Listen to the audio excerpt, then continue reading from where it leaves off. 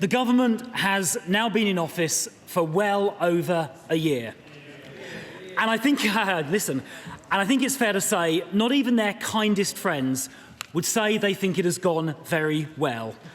But listening to her statement, it sounds like she thinks everything is fine, and if there are any problems, it's all somehow somebody else's fault. Is she living in a parallel universe? After over a year in office, she must now take responsibility for what is happening under this government. Now, it's very interesting during her statement, Mr. Speaker, to notice she did not mention her favourite phrase from a year or so ago, that she was going to smash the gangs. I wonder why she was so silent on her previously favourite catchphrase. Well, the answer is it's not going very well. Now, she mentions National Crime Agency disruptions. Let me gently point out that 84% of those National Crime Agency disruptions that she cited a few minutes ago are classified as not being high impact. And if we look at National Crime Agency arrests for organised immigration crime, they actually went down by 16% in the last financial year, hardly smashing the gangs. And in fact, the NCA's arrests for organised immigration crime in that financial year were only 26, a drop in the ocean compared to the tens of thousands crossing the Channel. Now, Mr. Speaker, it was also rather conspicuous that the Home Secretary did not mention at all, not even a word, about the numbers illegally crossing the English Channel. Now, I wonder why that was. I wonder why she forgot to say a single word about that. Well, the reason, I'm afraid, is pretty clear. Because far from smashing the gangs, so far this year, 29,000, to be precise, 29,003 illegal immigrants have crossed the English Channel. That is the worst year in history, and it is up by 38% compared to last year. That is not success, it is failure. Things are not getting any better, they are getting worse. This government is failing, and everyone can see it. That is why there are protests up and down the country, and where those protests are peaceful, I support them. That is why, this is a shocking figure, 75%, let this sink in, 75% of the public think the government is handling immigration and asylum badly. 75%. Now, let me turn to hotels.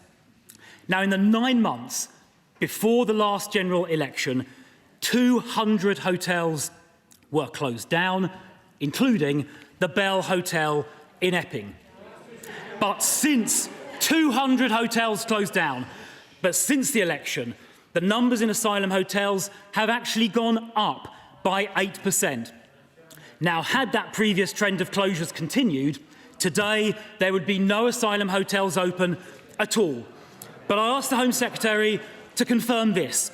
Will she confirm that she will not reduce hotel usage simply by shunting asylum seekers from hotels and into flats and HMOs, which are desperately needed by young people? Will she give the House that categoric assurance? Now, Mr. Speaker, last week, the Home Secretary's lawyers said that the rights of illegal immigrants are more important than the rights of local people in places like Epping. And when this was expressly put in those terms to the Education Secretary yesterday on the Trevor Phillips programme, in those words, she shamefully agreed. Those statements are a disgrace. Does the Home Secretary realise how angry that makes people feel? It speaks of a government not on the side of the people in this country. It means the government appears to care more about the rights of illegal immigrants than our own citizens. So will she apologise for what her lawyers and the Education Secretary said? And will she undertake that ministers and their lawyers will never say that again? Now, Mr. Speaker, the Home Secretary talks about her returns deal with France. Now, it has been reported that it will only return about 50 people a week, amounting to 6% of arrivals. Does she accept that allowing 94% of illegal arrivals to stay will act as no deterrent at all? Does she accept that? And if she doesn't accept this figure of 50 a week, will she tell the House exactly how many immigrants crossing the Channel will in fact be returned under her deal? Now, she may recall that back in July, we were told by the government that the first returns would happen within weeks. That was back in July. Will she confirm to the House that the number who have actually been returned so far is precisely 0? Now, she also said to the House a couple of minutes ago that there would be security checks on those people reciprocally taken from France into the UK. But will she confirm that her agreement with France expressly says the French government will not provide the UK government with any information at all, any personal data about those migrants? So if there are criminal convictions, if there are suspicions about extremism or terrorism, the French government will not provide information to us. And if that is true, as her agreement says, how can she possibly conduct security checks? Now, Mr. Speaker, the Home Secretary talked about tweaks to family visa rules. Let me be clear about the opposition's position on this. If someone enters this country illegally, they should not be allowed to bring in any family members.